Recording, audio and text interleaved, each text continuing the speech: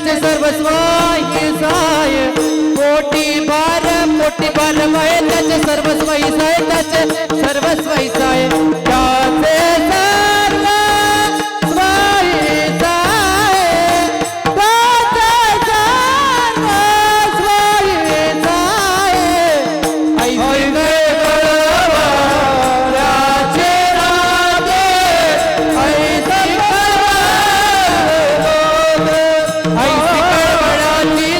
नाते ऐसे कळवळ्याची जाते ऐसे कळवळ्याची जाते ऐसे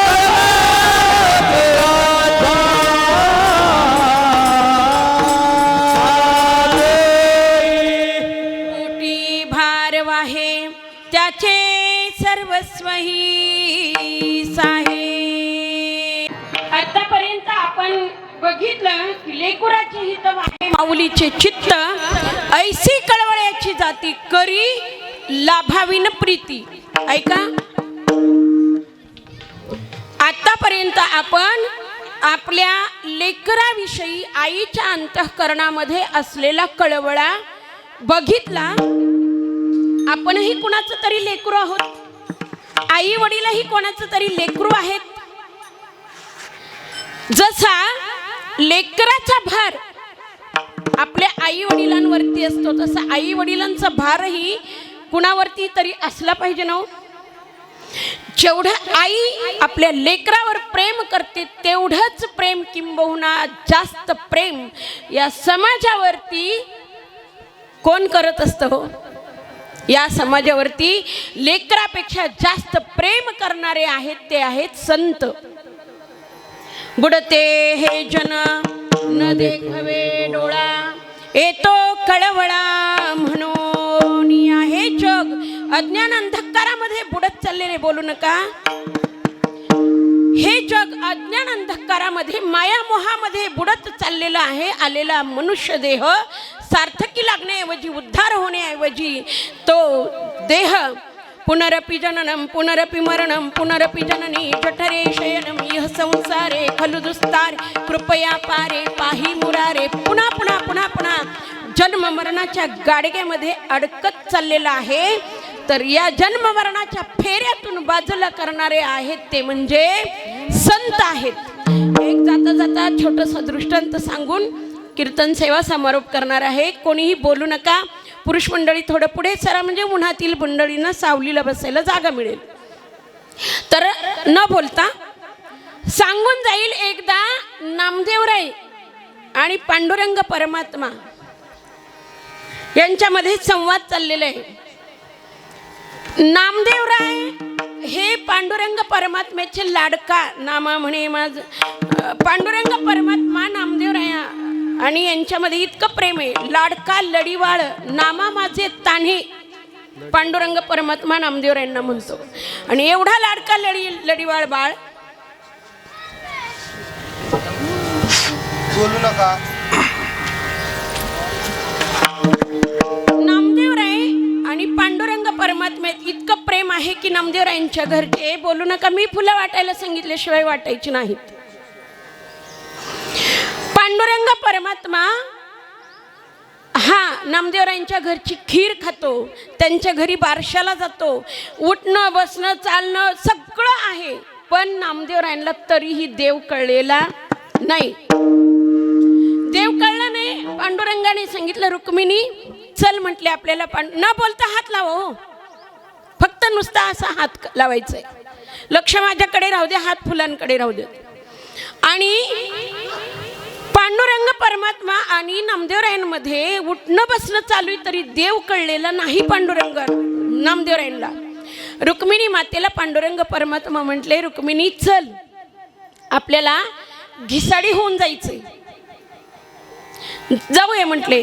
नामदेवराय चंद्रभागेला आंघोळीसाठी गेले होते आणि आंघोळीसाठी गेल्यानंतर पांडुरंग परमात्मा असा 12 फुटाचा घिसाडी झाला. 10 फुटाच्या आईसाहेब घिसाडीन झाल्या. आणि गरुडाला सांगितलं गाढव व्हा. गाढव झाले. घोड्यापेक्षा मोठं गाढव झाले. आणि मग ते घिसाड्याचं ते सगळा बारदाना त्या गाढवावरती टाकलेला. कोंबड्या आणि कोंबड्यांची पिल्लं, बकरी आणि बकऱ्याची पिल्लं, कुत्री आणि कुत्र्याची पिल्लं गेले. नामदेवराय जिथं आंघोळ करत होते तिथंच गेले आणि गेल्यानंतर नामदेवरायांनी ते 12 फुटाचं घिसाडी बघितला, 10 फुटाची घिसाडीनं बघितली, घोड्यापेक्षा मोठं गाढव बघितलं. नामदेवराय म्हणले अरे बापरे, हे भलतंच काहीतरी आहे म्हटले. आणि मग मांडली चूल, त्यांनी चूल मांडली आणि पांडुरंग परमात्मा नामदेवरायनं रुक्मिणी आई साहेबांना सांगतात, आण ते वरचं मोठं तपेलं ठेवलं, त्याच्यामध्ये कोंबड्या आणि कोंबड्यांची पिल्लं आणली, टाकली शिजायला, हंडी भरत नाही. बकरी आणली, बकरीची पिल्लं टाकली, हंडी भरत नाही. म्हणले घोडं कापा. गरुड म्हणले तुम्ही सांगितलं होतं नुसतं घोडं होऊन माझ्या बरं चल, तुम्ही तर मला कापायला लागला. पांडुरंग म्हणले ही तर गप्प बसती तर जिवंत करतो. आणि गेले, टाकले, घोडं टाकलं तरी सुद्धा हंडी भरे ना. आता म्हणले ते आंघोळ करताय ना, हे पांडुरंगाचं नाव घेतो ते विठ्ठल रखुमाई, विठ्ठल रखुमाई. म्हणले आता त्या आंघोळ करणाऱ्या त्या पोराला आणून टाक म्हणले हंडीमध्ये. आता नामदेवराईची पळताभुई थोडी झाली आणि अहो तांब्यान धोतर तिथंच व चंद्रभागेला ठेवलं आणि पळत सुटले. आता पांडुरंगाला माहित आहे नामदेवराय चंद्रभागेवरनं थेट पळत जाणार. कुठं जाणार? थेट पांडुरंगाकडे जाणार. अरे बाबा धाव, आहे बाबा वाचव वाचव वाचव. तिथं जर मी नाही दिसलो तर पांडुरंग माझा कासावीस होईल. पांडुरंगाने लगेच घिसाड्याचं रूप टाकलं आणि विट्टेवर येऊन उभा राहिला. आणि उभा राहिल्यानंतर म्हणले काय सांगायचंय देवा, एवढा मोठा घिसाडीन, एवढी ती घिसाडीन बाय, होय घोड्यापेक्षा मोठं गाडाव आणि मलाच कापून टाकत होते हंडीत.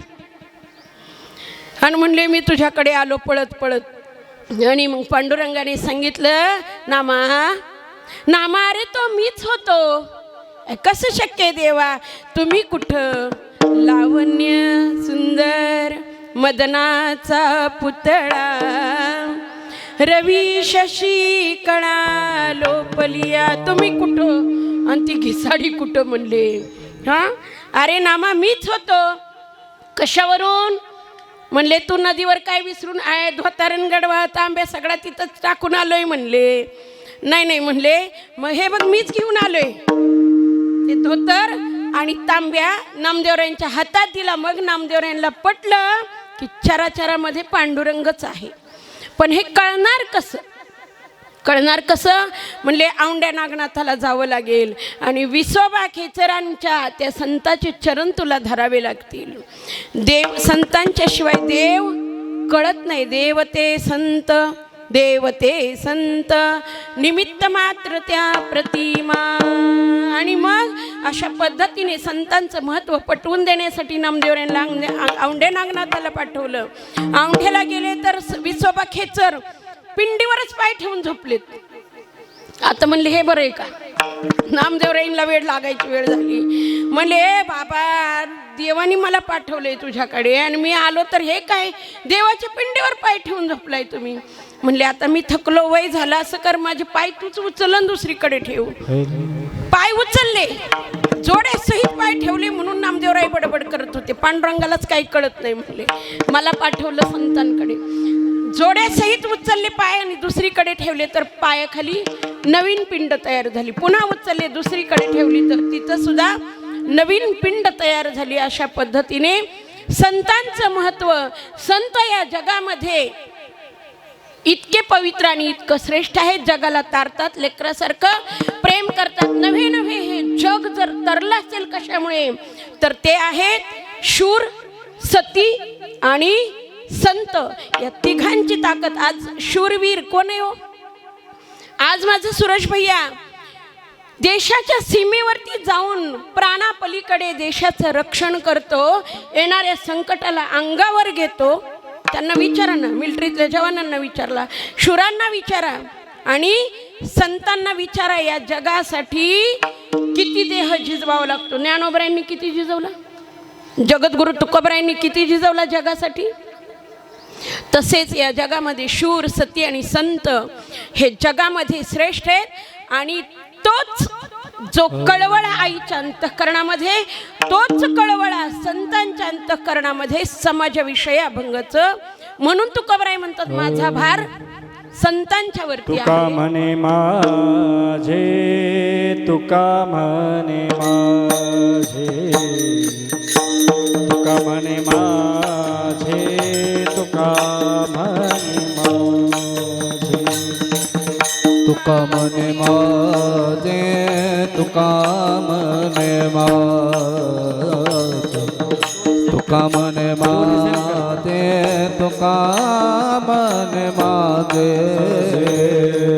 तुका म्हणे माझे, तुका म्हणे माझे,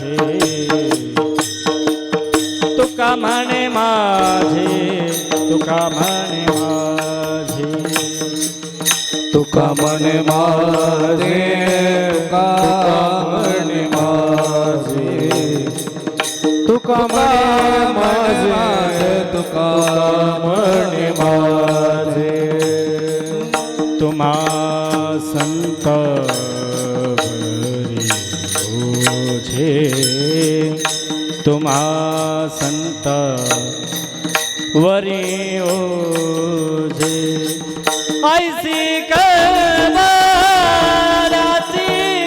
जाती, ऐसी कळवळाची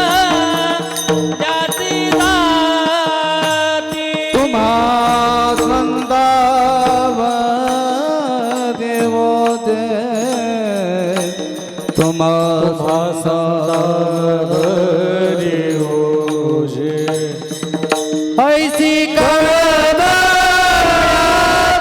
जाते, ऐसी कळवळाची जाते, करीला भाविना प्रीती,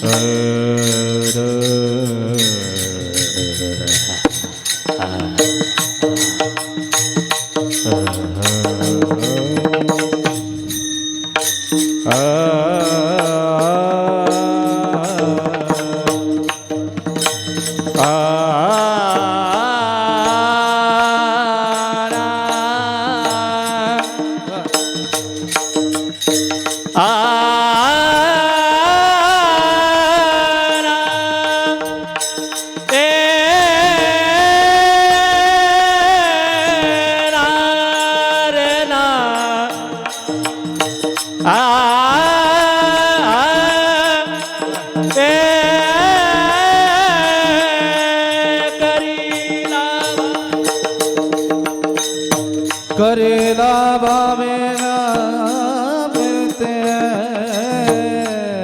रे ना,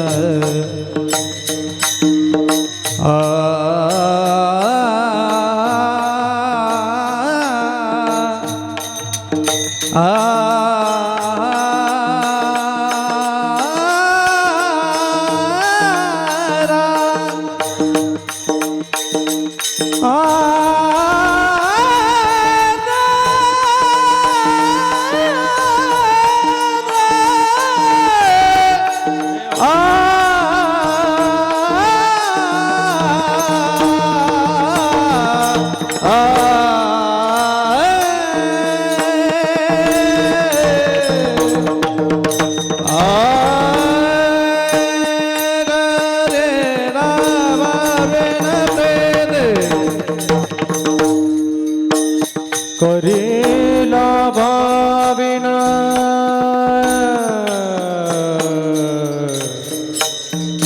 करीला भाविना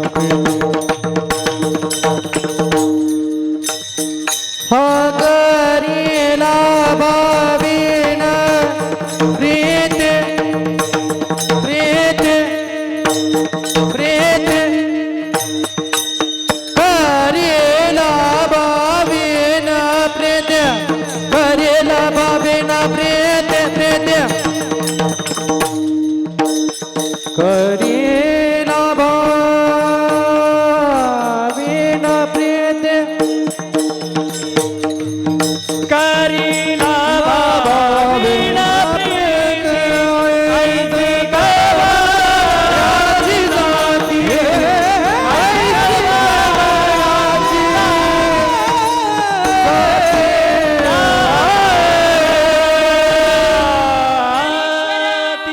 माऊली